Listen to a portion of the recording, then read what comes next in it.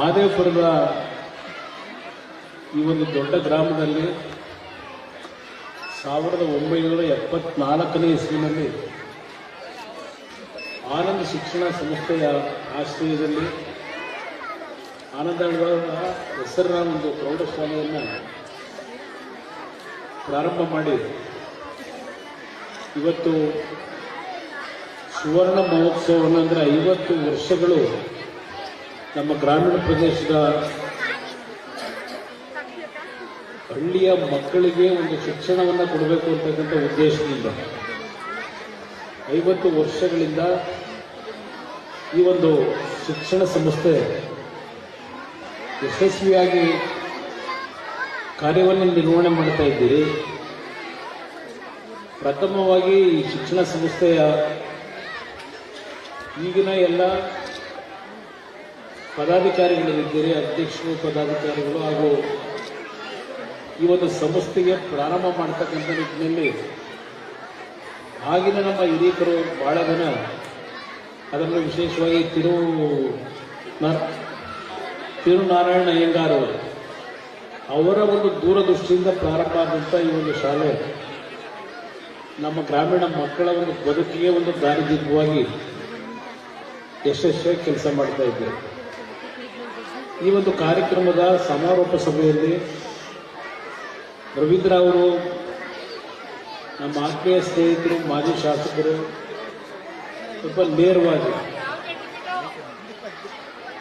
ಯಾವುದೇ ರೀತಿ ಹೃದಯದಲ್ಲಿ ಕಲ್ಮಶಗಳಿಲ್ಲ, ಹೃದಯ ವೈಶಾಲ್ಯತೆ ಇದೆ. ಆದರೆ ಸ್ವಲ್ಪ ನೇರವಾಗಿ ಏನಾದರೂ ಮಾತನಾಡಬೇಕಾದ್ರೆ ಕಠಿಣವಾದಂಥ ರೀತಿಯಲ್ಲಿ ಮಾತನಾಡತಕ್ಕಂಥ ಒಂದು ನಡವಳಿಕೆ ಅವರು ಚಿಕ್ಕಂದಿನಿಂದ ಬೆಳೆಸ್ಕೊಂಡು ಬಂದಿದ್ದಾರೆ. ಅದು ಕೆಲವರಿಗೆಲ್ಲ ಒಂದು ಕಡೆ ನಮ್ಮ ರವೀಂದ್ರ ಶ್ರೀಕಂಠಯ್ಯನವರು ಸ್ವಲ್ಪ ಕೋಪದಲ್ಲಿ ಮಾತಾಡ್ತಾರೆ ಅಂತ ಅನ್ಕೋತಾರೆ. ಆದರೆ ಅವರ ಹೃದಯ ಶುದ್ಧ ಇಟ್ಟುಕೊಂಡಿದ್ದಾರೆ ಅನ್ನೋದನ್ನು ಪ್ರಥಮವಾಗಿ ನನಗಾದಂಥ ಅನುಭವ ಅವರ ಜೊತೆಯಲ್ಲಿ ಕೆಲಸ ಮಾಡಬೇಕು. ಅವರು ನಿಮ್ಮೆಲ್ಲರನ್ನ ಉದ್ದೇಶ ಮಾತನಾಡಿದ್ದಾರೆ. ನಮ್ಮ ಶ್ರೀಕಂಠೇಗೌಡರು ಶಿಕ್ಷಣ ಸಂಸ್ಥೆಯಲ್ಲಿ ಮತ್ತು ಪ್ರಾಧ್ಯಾಪಕರಾಗಿ ಅವರದೇ ಆದಂಥ ಕೊಡುಗೆಯನ್ನು ಕೊಟ್ಟಿದ್ದಾರೆ. ಬೆಳಗ್ಗೆಯಿಂದ ಈ ಕಾರ್ಯಕ್ರಮದಲ್ಲಿ ನಿಮ್ಮ ಜೊತೆಯಲ್ಲಿ ಭಾಗವಹಿಸಿದ್ದಾರೆ. ಮತ್ತು ನಮ್ಮ ರಾಮಕೃಷ್ಣ ಅವರು ಇವತ್ತಿನ ಶಿಕ್ಷಣ ತಜ್ಞರಾಗಿ ಇವತ್ತು ಶಿಕ್ಷಣ ಸಂಸ್ಥೆಗಳ ಬಗ್ಗೆ, ಶಿಕ್ಷಣದ ಬಗ್ಗೆ ತಮ್ಮಗಳ ಮುಂದೆ ಅವರ ಭಾವನೆಗಳನ್ನು ಇವತ್ತು ವ್ಯಕ್ತಪಡಿಸಲಿಕ್ಕೆ ಅವರು ಸಾಧಿಸಿದ್ದಾರೆ. ಪ್ರಾಸ್ತಾವಿಕವಾಗಿ ಮಾತನಾಡಿ ನಿಮ್ಮೆಲ್ಲರಲ್ಲಿ ಕ್ಷಮೆ ಕೊಡ್ತೇನೆ. ನಾನು ಈ ಕಾರ್ಯಕ್ರಮ ಮುಗಿಸಿ ತುಮಕೂರಿನ ರಾಗಿಮುದ್ದೇನಹಳ್ಳಿ ಅಂತಕ್ಕಂಥ ಒಂದು ಗ್ರಾಮ, ಅಲ್ಲಿ ಈಗ ಕಾರ್ಯಕ್ರಮಕ್ಕೆ ಹೋಗ್ಬೇಕು. ಬೆಳಗ್ಗೆ 10:30 ಹೋಗಬೇಕಾಗಿತ್ತು. ನಾನು ಆ ಹಳ್ಳಿಯ ಗ್ರಾಮಸ್ಥರಿಗೆ ಸಾಯಂಕಾಲ 4:30-5 ಗಂಟೆ ಒಳಗೆ ಬರ್ತೀನಿ, ದಯವಿಟ್ಟು ಯಾರು ಅಲ್ಲಿಂದ ಭಾವಿಸ್ಬೇಡಿ ಅಂತೇಳಿ ಮಂಡ್ಯದಲ್ಲಿ ಬೆಳಗ್ಗೆಯಿಂದ ಕೆಲವು ಕಾರ್ಯಕ್ರಮಗಳನ್ನು ಮುಗಿಸಿ ಇಲ್ಲಿಂದ ನಾನೀಗ ತುಮಕೂರಿಗೆ ಹೋಗಬೇಕು. ಆ ಹಿನ್ನೆಲೆಯಲ್ಲಿ ಸ್ವಲ್ಪ ನಾನೇ ಒಂದು 5 ನಿಮಿಷ ಮಾತನಾಡ್ತೀನಿ ಅಂತ ಹೇಳಿ ಹಲವಾರು ಹಿರಿಯರಿದ್ದೀರಿ, ದಯವಿಟ್ಟು ಕ್ಷಮಿಸಿ. ಎಲ್ಲರ ಹೆಸರನ್ನ ನಾನು ಹೇಳಲಿಕ್ಕೆ ಆಗ್ತಿಲ್ಲ. ನಮ್ಮ ಗಿರಿಸ್ವಾಮಿಯವರು ಅಧ್ಯಕ್ಷರಿದ್ದಾರೆ. ನಮ್ಮ ಹರಿರಾಮ ಹರೇಕೃಷ್ಣ ಒಂದು ಸಂಸ್ಥೆಯ ಎಲ್ಲ ನಮ್ಮ ಸಾತ್ವಿಕರು ಬಂದಿದ್ದಾರೆ, ಈ ಕಾರ್ಯಕ್ರಮದಲ್ಲಿ ಭಾಗವಹಿಸಿದ್ದಾರೆ. ವೇದಿಕೆ ಮೇಲೆ ಹಲವಾರು ಪ್ರಮುಖರಿದ್ದಾರೆ. ಹಾಗೂ ನಮ್ಮ ಈ ಒಂದು ಶಾಲೆಗೆ ಬರ್ತಕ್ಕಂಥ ಮಕ್ಕಳ ಪೋಷಕರು, ಮಕ್ಕಳು, ನೀವೆಲ್ಲ ಇಲ್ಲಿ ಕಾರ್ಯಕ್ರಮದಲ್ಲಿ ಭಾಗವಹಿಸಿದ್ದೀರಿ. ನಾನು ಬಂದಾಗ ತಮ್ಮ ಈ ಒಂದು ಶಾಲೆಯಲ್ಲಿ 650 ಮಕ್ಕಳು ಇವತ್ತು ಓದ್ತಾ ಇದ್ದಾರೆ.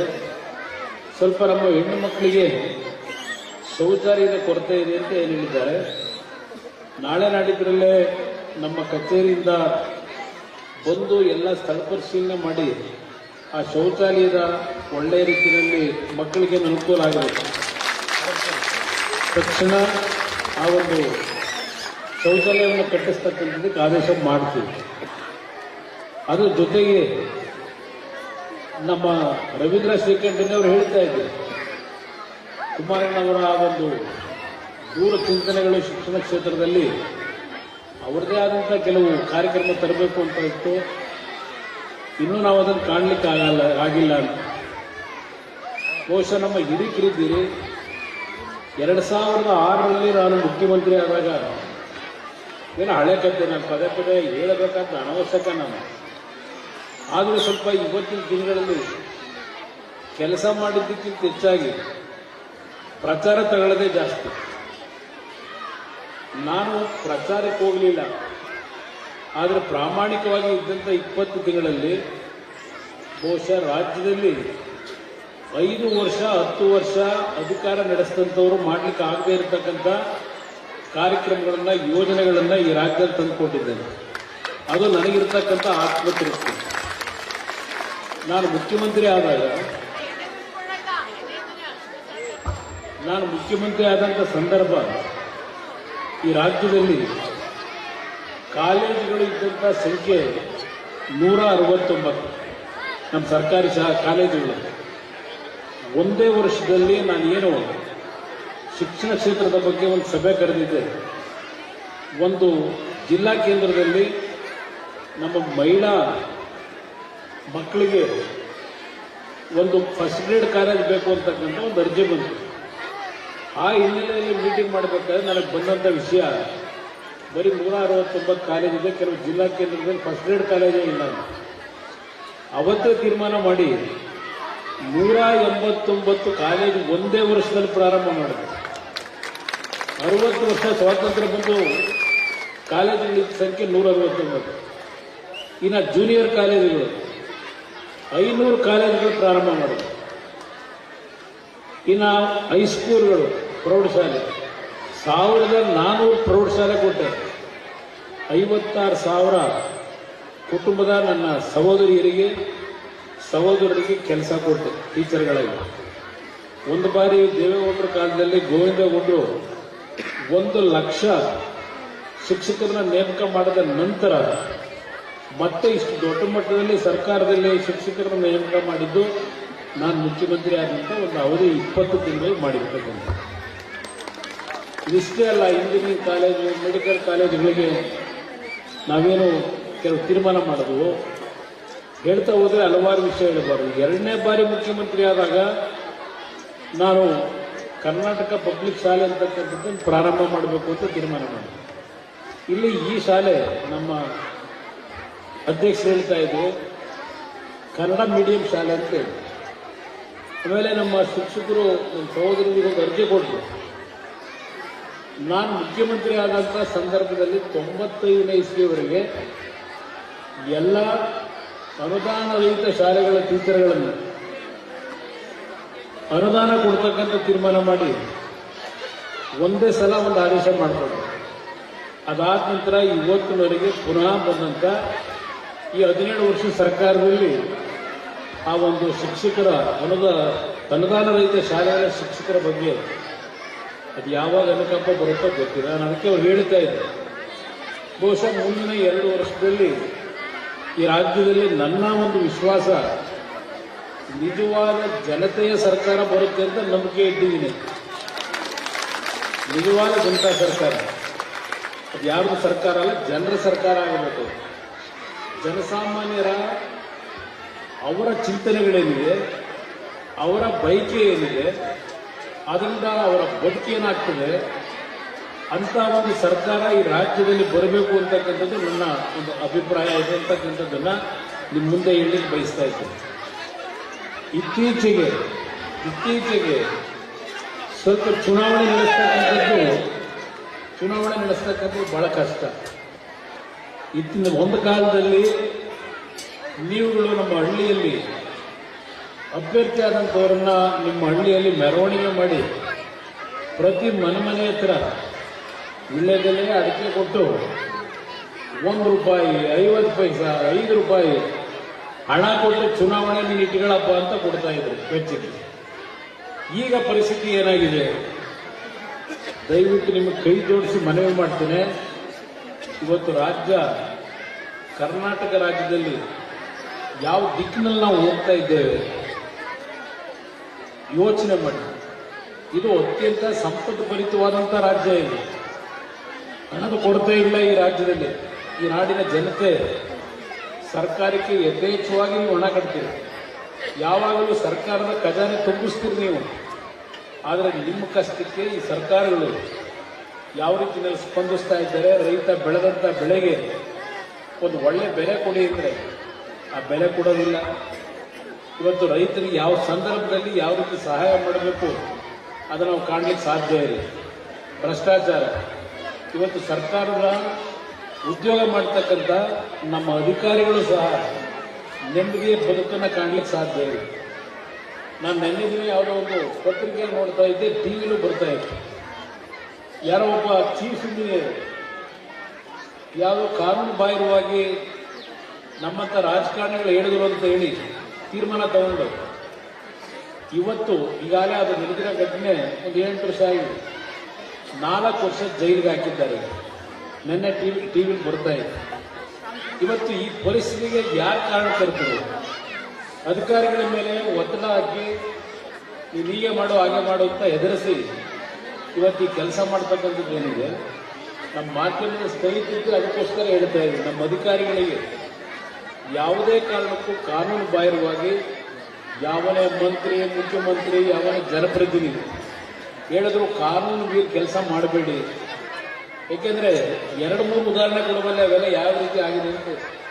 ಇಲ್ಲಿ ಮಕ್ಕಳು ಜಾಸ್ತಿ ಇದ್ದಾರೆ, ಶಿಕ್ಷಣದ ಕೊಡ್ತಕ್ಕಂಥ ಒಂದು ವ್ಯವಸ್ಥೆ ಬಗ್ಗೆ ನಾವು ಚರ್ಚೆ ಮಾಡಬೇಕಾಗಿದೆ. ನಾನು ಕಳೆದ ಬಾರಿ ವಿಧಾನಸಭೆ ಚುನಾವಣೆಯಲ್ಲಿ ಒಂದು ಮಾತು ಹೇಳಿದೆ, ನಾನು ಪಂಚರತ್ನ ಅಂತಕ್ಕಂಥದ್ದು ನಾನು ಒಂದು ಯೋಜನೆ ಕಾರ್ಯಕ್ರಮ ಮಾಡಬೇಕು ಅಂತಕ್ಕಂಥದ್ದು. ಈ ಸರ್ಕಾರದಲ್ಲಿ ಪಂಚ ಗ್ಯಾರಂಟಿ ಕೊಟ್ಟರು, ಯಾರು ಮಾಡದೇ ಇರೋ ಕಾರ್ಯಕ್ರಮ ಕೊಟ್ಟಿದ್ದೀವಿ ಅಂತಾರೆ. ಬಹುಶಃ ದೇಶದಲ್ಲಿ ಇವತ್ತು ಯಾವುದೇ ರಾಜ್ಯಕ್ಕೆ ಹೋಗಿ ಚುನಾವಣೆ ಆಯಿತು ಅಂದರೆ ಚುನಾವಣೆಗೆ ಮುಂಚೆನೆ ನಮ್ಮ ಪಕ್ಷ ನೀವು ಅಧಿಕಾರಕ್ಕೆ ತಂದರೆ 2,000 ರೂಪಾಯಿ ಕೊಡ್ತೀವಿ, 1,500 ಕೊಡ್ತೀವಿ. ಈ ಮೊನ್ನೆ ಬಿಹಾರಲ್ಲಿ 10,000 ಕೊಟ್ಟರು ಚುನಾವಣೆಗೆ ಮುಂಚೆನೆ ಸರ್ಕಾರಕ್ಕೆ. ಇನ್ನು ಜನ ಓಟ್ ಹಾಕ್ದೆ ಏನು ಮಾಡ್ತಾರೆ? ಇವತ್ತು ತಮಿಳುನಾಡಲ್ಲಿ ಆಗಲೇ ಅಲ್ಲಿ ಒಂದು ಪಕ್ಷ ನಾವು 2,000 ಕೊಡ್ತೀವಿ ಅಂತ ಹೇಳಿದೆ. ಒಂದು ರಾಜ್ಯದಲ್ಲಿ 1,250 ರೂಪಾಯಿ ಕೊಡ್ತಕ್ಕಂಥ ನಿರ್ಧಾರ ಮಾಡೋದು. ನಾನು ಹೇಳಲೇಬೇಕು, ರಾಜ್ಯ ಯಾವುದೋ ಹೇಳೋದು. ಮೊನ್ನೆ ಪತ್ರಿಕೆಯಲ್ಲಿ ಓದ್ತಾ ಇದ್ದೆ, ಆ ರಾಜ್ಯದಲ್ಲಿ ಮೊದಲು ಸಾಲ ಇದ್ದಿದ್ದು 20,000 ಕೋಟಿ. ಇವತ್ತು ಆ 1,500 ರೂಪಾಯಿನೋ 1,250 ರೂಪಾಯಿನೋ ಹೆಣ್ಣು ಮಕ್ಕಳಿಗೆ ಕೊಡ್ತೀವಿ ಅಂತ ಹೇಳಿ ತೀರ್ಮಾನ ತಗೊಂಡಲ್ಲ. ಇವತ್ತು 4.25 ಲಕ್ಷ ಕೋಟಿ ಆ ರಾಜ್ಯದ ಸಾಲ. 4.25 ಲಕ್ಷ ಕೋಟಿ, 20,000 ಕೋಟಿ ಸಾಲ ಇದ್ದಂತೆ. ಆ ಸಾಲ ಕಮ್ಮಿಗೆ ಯಾರು ತೀರಿಸ್ಬೇಕು? 1,250 ಕೊಡ್ತೀವಿ ಅಂತ ಹೇಳ್ತಾವ್ರಲ್ಲ ಆ ರಾಜ್ಯದಲ್ಲಿ. ಆ ತಗೊಂಡ ಜನವೇ ತೀರಿಸ್ಬೇಕು, ನೀವೇ ತೀರಿಸ್ಬೇಕಂದ್ರೆ ಈಗ ನಿಮ್ಗೆ 2,000 ಕೊಡ್ತಾ ಇದ್ದಾರೆ. ಅದರಲ್ಲೂ ಒಂದು 5,000 ಕೋಟಿಗೆ 2 ತಿಂಗಳು ಕೊಟ್ಟೇ ಇರಲಿಲ್ಲ. ಮೊನ್ನೆ ಅದು ಸಿಗಾಕೊಂಡಿದ್ದಾರೆ. ಇವತ್ತು ನಿಮ್ಗೆ 2,000 ಕೊಡೋದೇ ದೊಡ್ಡದು ಅಂತ ನನ್ನ ತಾಯಿಯಿಂದ ನೀವು ತೀರ್ಮಾನ ಮಾಡಿದ್ರೆ ಎಷ್ಟು ವರ್ಷ ಇದೇ ತರ ನಿಮ್ಗೆ ದುಡ್ಡು ಸಿಗ್ಬೋದು? 2,000 ಎಷ್ಟು ವರ್ಷ ಕೊಡ್ತಾರೆ? ಇವತ್ತು ಈ ಕರ್ನಾಟಕ ರಾಜ್ಯ ಸರ್ಕಾರದ ಸಾಲ 8 ಲಕ್ಷಕ್ಕೆ ನಾವು ಮುಟ್ಟಿದ್ದೇವೆ. 8 ಲಕ್ಷ ಕೋಟಿ ಸಾಲ ಮಾಡಿದ್ದಾರೆ. 8 ಲಕ್ಷ ಕೋಟಿ. ಈ 8 ಲಕ್ಷ ಕೋಟಿನ ಮುಂದಕ್ಕೆ ತೀರಿಸಬೇಕಾದಂಥದ್ದು ನೀವೇ ತೀರಿಸಬೇಕು. ಕುಮಾರಸ್ವಾಮಿನೂ ತೀರ್ಸಕ್ಕಾಗಲ್ಲ, ಇನ್ಯಾರು ಮುಖ್ಯಮಂತ್ರಿ ಆಗಿ ಇನ್ಯಾವ ಸರ್ಕಾರ ಬಂದರೂ ತೀರ್ಸಕ್ಕಾಗಲ್ಲ. 8 ಲಕ್ಷ ಕೋಟಿ ಸಾಲ ಇದೆ. ಇವತ್ತು ಸರ್ಕಾರಿ ನೌಕರಿಗೆ ಸಂಬಳ ಇಲ್ಲ. 1,64,000 ವಿದ್ಯಾರ್ಥಿಗಳಿಗೆ 22, 23, 24, 25 3 ವರ್ಷ ಸ್ಕಾಲರ್ಶಿಪ್ ಕೊಡಬೇಕಲ್ಲ. OBC ಅವರು, ಮೈನಾರಿಟಿ ಸ್ವಂತ ಕೊಡ್ತಾರೆ. 3 ವರ್ಷದಿಂದ ಇನ್ನೂ ಸ್ಕಾಲರ್ಶಿಪ್ ಕೊಟ್ಟಿಲ್ಲ 1,64,000 ವಿದ್ಯಾರ್ಥಿಗಳು. ಇದು ನಡೀತಾ ಇರ್ತದೆ. ನಾನು ನಿಮಗೆ ಕೈ ಜೋಡಿಸಿ ಮನವಿ ಮಾಡ್ತೇನೆ, 2,000 ರೂಪಾಯಿ ಕೊಡ್ತಾರೆ ಅಂತೇಳಿ ಮೆಚ್ಚಬೇಡಿ, ಉಪಯೋಗ ಬರಲ್ಲ. ನಾನು 5 ಕಾರ್ಯಕ್ರಮ ಪಂಚ ಗ್ಯಾರಂಟಿ ಅಲ್ಲ, ಅದು ಪಂಚರತ್ನ ಅಂತ ಇಟ್ಟಿದ್ದೆ. ಮೊದಲನೇ ಕಾರ್ಯಕ್ರಮ, ಇಡೀ ರಾಜ್ಯದಲ್ಲಿ ಪ್ರತಿ ಗ್ರಾಮ ಪಂಚಾಯಿತಿಯ ಕೇಂದ್ರದಲ್ಲಿ ಕನ್ನಡ ಮತ್ತು ಇಂಗ್ಲಿಷ್ ಶಾಲೆಗಳನ್ನು ಪ್ರಾರಂಭ ಮಾಡಬೇಕು. 1ನೇ ತರಗತಿಯಿಂದ 12ನೇ ತರಗತಿವರೆಗೆ ಉಚಿತವಾದಂಥ ಶಿಕ್ಷಣ, ಶ್ರೀಮಂತ ಬಡವ ಪ್ರಶ್ನೆ ಇದೆ. ಎಲ್ಲರಿಗೂ ಇವತ್ತು ನಾವು ಇಂಗ್ಲಿಷ್ನ ಒಂದು ಜ್ಞಾನ ಬರಬೇಕು. ಇವತ್ತು ಇಂಗ್ಲಿಷ್ ಇಲ್ಲದೆ ಇದ್ರೆ ಕಷ್ಟ. ನಮ್ಮ ಭಾಷೆ ಕನ್ನಡ ನಾವು ಉಳಿಸ್ಕೋಬೇಕು. ಆದರೆ ನಮ್ಮ ಮಕ್ಕಳ ಭವಿಷ್ಯಕ್ಕೆ ಇಂಗ್ಲಿಷ್ ಬೇಕೇ ಬೇಕಾದಂಥ ಅನಿವಾರ್ಯತೆ ಇದೆ. ನಿಮ್ಮ ಕುಟುಂಬಗಳಲ್ಲಿ ನಿಮ್ಮ ಹೆಣ್ಣು ಮಕ್ಕಳನ್ನ, ನಿಮ್ಮ ಗಂಡು ಮಕ್ಕಳನ್ನ BE ಓದಿಸ್ತೀರಿ, ಕಂಪ್ಯೂಟರ್ ಸೈನ್ಸ್ ಮಾಡಿಸ್ತೀರಿ, ಮೆಕ್ಯಾನಿಕಲ್ ಇಂಜಿನಿಯರ್ ಮಾಡ್ತೀರಿ.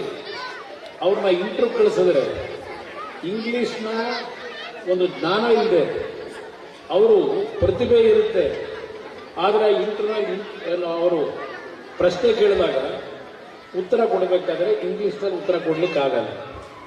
ಅದರಿಂದ ಇವತ್ತು ನಮ್ಮ ಹಳ್ಳಿಯ ಗ್ರಾಮೀಣ ಪ್ರದೇಶದಲ್ಲಿ ಓದಿರ್ತಕ್ಕಂಥ BE computer science, mechanical engineers, electronic engineers ಕೆಲಸ ಸಿಗ್ತಾ ಇಲ್ಲ. ನನ್ನ ಹತ್ರನೇ ಇವತ್ತು ಸುಮಾರು 5-6 ಸಾವಿರ ಅರ್ಜಿ ಕೊಟ್ಟಿದ್ದಾರೆ. ಎಲ್ಲಾದರೂ ಒಂದು ಕಡೆ ಕೆಲಸ ಕೊಡಿಸಿ, ಎಲ್ಲಾದರೂ ಕೆಲಸ ಕೊಡಿಸಿ. ಇದೆಲ್ಲ ನೋಡಿದಾಗ ನಮ್ಮ ತಂದೆ ತಾಯಿಗಳು ಮಕ್ಕಳು ಕರ್ಕೊಂಬಂದು ನನ್ನ ಮುಂದೆ ನಿಂತಾಗ ಯಾವ ಪುರುಷಾರ್ಥಕ್ಕೆ ನಾವು ಓದಿಸಬೇಕು ಅನ್ನಿಸ್ತದೆ ಇದೆಲ್ಲ ನೋಡಿದಾಗ. ಆದರೆ ಮಕ್ಕಳಿಗೆ ವಿದ್ಯೆ ಬೇಕು. ವಿದ್ಯೆ ಇಲ್ಲದೆ ಇದ್ರೆ ಇವತ್ತು ಮುಂದಿನ ಭವಿಷ್ಯ ಇಲ್ಲ. ನಾನು ಆ ದೃಷ್ಟಿಯಿಂದ ಏನು ನಮ್ಮ ಸರ್ಕಾರದಲ್ಲೇ ಉಚಿತವಾದಂಥ ಶಿಕ್ಷಣ, ಯಾವುದೇ ಕುಟುಂಬದಲ್ಲಿ ಬಡವರು ಸಾಲ ಮಾಡಬಾರದು, ಅವ್ರಿಗೆ ಒಳ್ಳೆ ವಿದ್ಯೆ ಕೊಡಬೇಕು ಅನ್ನೋದಕ್ಕೆ ಪಂಚರತ್ನ ಯೋಜನೆ ಒಂದು ಕಾರ್ಯಕ್ರಮ ಇರ್ತದೆ. ಪ್ರತಿ ಗ್ರಾಮ ಪಂಚಾಯತಿನಲ್ಲಿ ನಿಮಗೆ ಅಂತ ಒಂದು ಸುಸಜ್ಜಿತವಾದಂಥ ಶಿಕ್ಷಣ ಕೊಟ್ಟರೆ ನಿಮಗೇನು ಒಂದು 4-5 ಹಳ್ಳಿ ಪಂಚಾಯತಿ 10 ಹಳ್ಳಿ ಬರ್ಬೋದು. ನಿಮಗೆ ಬಸ್ಸು ಬೇಕಿಲ್ಲ, ಸೈಕಲ್ ಬೇಕಿಲ್ಲ, ನಡ್ಕೊಂಬಂದು ನೀವು ಶಾಲೆ ಮುಗಿಸ್ಕೊಂಡು ಸಾಯಂಕಾಲ ಮನೆಗೆ ಹೋಗಿ. ಆ ರೀತಿಯ ಒಂದು ಕಾರ್ಯಕ್ರಮ. ಗ್ರಾಮ ಪಂಚಾಯತಿಯ ಪ್ರತಿ ಕೇಂದ್ರದಲ್ಲಿ 30 ಬೆಡ್ ಆಸ್ಪತ್ರೆ, ಅದಕ್ಕೆ ಒಳ್ಳೆ ಡಾಕ್ಟರು, ಸಿಬ್ಬಂದಿ. ಇದು ಒಂದು ಕಾರ್ಯಕ್ರಮ. ಅದೆಲ್ಲ ನಾನು ಬಿಡಿಸಿ ಹೇಳಕ್ ಹೋಗಲ್ಲ. ಇನ್ನು ಪಂಚಾಯತಿ ಕೇಂದ್ರದಲ್ಲಿ ನಮ್ಮ ರೈತರು ಬೆಳೀತಕ್ಕಂಥ ಯಾವುದೇ ಬೆಳೆ ಇರಲಿ, ಗೋಡನ್ಗಳು, ಕೋಲ್ಡ್ ಸ್ಟೋರೇಜ್ ಪ್ರತಿ ಗ್ರಾಮ ಪಂಚಾಯತಿ ಕಟ್ತಕ್ಕಂಥದ್ರ ಮುಖಾಂತರ ಆ ನಮ್ಮ ರೈತರು ಬೆಳೆ ಬೆಳೆದು ಮಾರುಕಟ್ಟೆಗೆ ಹೋಗಬೇಕಾದ್ರೆ ರೇಟ್ ಕಡಿಮೆ ಇದ್ರೆ ಆ ಗೋಡನ್ಗಳೆಲ್ಲ, ಕೋಲ್ಡ್ ಸ್ಟೋರೇಜ್ನೆಲ್ಲ ನೀವು ಬೆಳೆದಂತೆ ಬೆಳೆ ಶೇಖರಣೆ ಮಾಡಿ ಇಟ್ಕೋಬಹುದು, ಸಂಗ್ರಹ ಮಾಡಿ. ನಿಮಗೆ ದುಡ್ಡು ಬೇಕಾಗ್ತದೆ ರೈತರಿಗೆ, ಮತ್ತೆ ಯಾರ ಹತ್ರ ಹೋಗಿ ಸಾಲ ಮಾಡಬೇಕಾಗಿಲ್ಲ. ಸರ್ಕಾರವೇ ನಿಮಗೆ 75% ನಿಮ್ಮ ಬೆಳೆ ಏನು ಬೆಳೆದಿರ್ತೀರಿ ಅದಕ್ಕೊಂದು ರೇಟ್ ಫಿಕ್ಸ್ ಮಾಡಿ 75% ಬಡ್ಡಿ ರಹಿತವಾದಂಥ ದುಡ್ಡನ್ನ ಪ್ರತಿ ರೈತರಿಗೆ ಕೊಡ್ತಕ್ಕಂಥದ್ದು. ನೀವು ಮಾರಾಟ ಮಾಡಿದ ನಂತರ ಬೆಲೆ ರೈಸ್ ಆದಾಗ ಮಾರಾಟ ಮಾಡಿ ಆ 75% ಕೊಟ್ಟಿರ್ತೀವಿ, ಅದು ನೀವು ಸರ್ಕಾರಕ್ಕೆ ಕಟ್ಟಿದ್ರೆ. ಈ ರೀತಿಯ ಯೋಜನೆಗಳನ್ನು ಪಂಚಾಯತಿ ಕೇಂದ್ರದಲ್ಲಿ ನಿಮಗೆ ಸಾಗಾಣಿಕಾ ವೆಚ್ಚದಿಂದ ಹಿಡಿದು ಎಲ್ಲ ಸರ್ಕಾರವೇ ಕೊಡ್ತಕ್ಕಂಥ ಕಾರ್ಯಕ್ರಮ ಕೊಟ್ಟರೆ ನಿಮ್ಮ ಕುಟುಂಬದ ನನ್ನ ತಾಯಿದ್ರು ನೀವು ಬದುಕಾಗಲ್ಲ. ನಿಮ್ಮ ಯಜಮಾನರು ಬೆಳೀತಕ್ಕಂಥ ಆ ಭೂಮಿ ನಂಬಿ ಬದುಕ್ತಕ್ಕಂಥವ್ರ ದುಡಿಮೆ ಅವರು ಸರಿಯಾದ ರೀತಿ ಲಾಭ ದೊರಕಿದ್ರೆ ನಿಮ್ಗೆ 2,000 ರೂಪಾಯಿ ಬೇಕಾ? ನೀವು ಪ್ರತಿ ತಿಂಗಳು ಹೋಗ್ಬಿಟ್ಟು ಸರ್ಕಾರ ನಮ್ಗೆ ನಿಂತ್ಕೋಬೇಕಾ ದುಡ್ಡು ಕೊಡಿ ಅಂತ ಹೇಳಿ? ನೀವೇ 4 ದಿನಕ್ಕೆ ಅಕ್ಕಪಕ್ಕದ ಮೇಲೆ ಕೈ ಎತ್ತು ಕೊಡ್ತಕ್ಕಂಥ ಶಕ್ತಿ ನಿಮಗೂ ಬರಬೇಕು ಅಂತ ಸರ್ಕಾರ ಇವತ್ತು ರಾಜ್ಯಕ್ಕೆ ಬೇಕಾಗಿದೆ. ಯೋಚನೆ ಮಾಡಿ ಮುಂದಿನ ದಿನಗಳ ತೀರ್ಮಾನ ಮಾಡಿ. ನಾನು ಇದನ್ನೆಲ್ಲ ಯಾಕೆ ನಿಮ್ಗೆ ಹೇಳ್ತಾ ಇದ್ದೇನೆ, ಮಕ್ಕಳಿಗೆ ಒಂದು ಉದ್ಯೋಗ ಕೊಡ್ತಕ್ಕಂಥ ಇಲ್ಲಿ ಬಂದಾಗ ಒಂದು ಅರ್ಜಿ ಕೊಟ್ಟರು. ನಮ್ಮ ಮಾದೇವಪುರ ಇಲ್ಲೇ ಸುತ್ತಮುತ್ತದಲ್ಲಿ ಒಂದು ಕೈಗಾರಿಕೆ ತನ್ನಿ ಅಂತಕ್ಕಂಥ ಒಂದು ಅರ್ಜಿ ಕೊಟ್ಟರು. ಇವತ್ತು ಅದೇ ಚರ್ಚೆ ನಡೀತಾ ಇದೆ. ಮಂಡ್ಯದಲ್ಲಿ ಹಲವಾರು ಜನ ನನ್ನ ಮೇಲೆ ಟೀಕೆ ಮಾಡ್ತಾ ಇರೋದು ನಾನು ನೋಡ್ತಾ ಇದ್ದೆ. ಒಂದು ರಾತ್ರಿ ನಾನು ಕೈಗಾರಿಕೆ ಸ್ಥಾಪನೆ ಮಾಡೋಕ್ಕಾಗತ್ತಾ? ಇವತ್ತು ಕೇಂದ್ರದಲ್ಲಿ ಮಂತ್ರಿ ಇದೆ, ನನ್ನ ಇಲಾಖೆ ಭಾರಿ ಕೈಗಾರಿಕಾ ಮಂತ್ರಿ ಅಂತ ಇದ್ರು, ಕಾರ್ಖಾನೆ ಪರ್ಮಿಷನ್ ಕೊಡೋದನ್ನ ನನ್ನ ಆ ಇಲಾಖೆಯಲ್ಲಿ ಇರೋದಲ್ಲ. ಕೆಲವು ಸ್ಕೀಮ್ಗಳು ತರತಕ್ಕಂಥದ್ದಕ್ಕೆ ಆ ಇಲಾಖೆ ಇದೆ. ಆದರೂ ಸಹ ಈ ಜಿಲ್ಲೆಯ ಜನ ನನ್ನನ್ನು ನಂಬಿ ಏನೋ ಕುಮಾರಣ್ಣ ಇವತ್ತು ಮಂಡ್ಯದಲ್ಲಿ ಲೋಕಸಭಾ ಸದಸ್ಯ ಆದರೆ ನಮ್ಮ ಕಷ್ಟ ಸುಖಕ್ಕೆ ಏನಾದರೂ ಆಗ್ತಾನೆ ಅಂತೇಳಿ ಮತ ಕೊಟ್ಟಿದೆ. ನಿಮ್ಮ ನಂಬಿಕೆಯನ್ನು ಹುಸಿಗೊಳಿಸಲ್ಲ. ಇವತ್ತು ಮಂಡ್ಯದಲ್ಲಿ ನಿಮ್ಮ ನಿರೀಕ್ಷೆ ಏನಿದೆ, ನನಗೆ ಬೇರೆ ಪಕ್ಷದವರ ಸರ್ಟಿಫಿಕೇಟ್ ಬೇಕಾಗಿಲ್ಲ. ನನ್ನನ್ನು ನಂಬಿ ನನಗೆ ಇವತ್ತಿಗೇನ ಸ್ಥಾನ ಕೊಟ್ಟಿದ್ದೀರಲ್ಲ, ಸರ್ಟಿಫಿಕೇಟ್ ಕೊಡೋರು ನೀವು ನನಗೆ. ಅವ್ರು ಯಾರ ಪತ್ರಿಕೆಯಲ್ಲಿ ಹೇಳಿಕೆ ಕೊಡೋದು ಅದು ಸರ್ಟಿಫಿಕೇಟ್ ಅಲ್ಲ. ನನಗೆ ನೀವು ಕೊಡ್ತೀರಿ ಸರ್ಟಿಫಿಕೇಟ್, ಅದು ನನಗೆ ಬೇಕಾಗಿಲ್ಲ.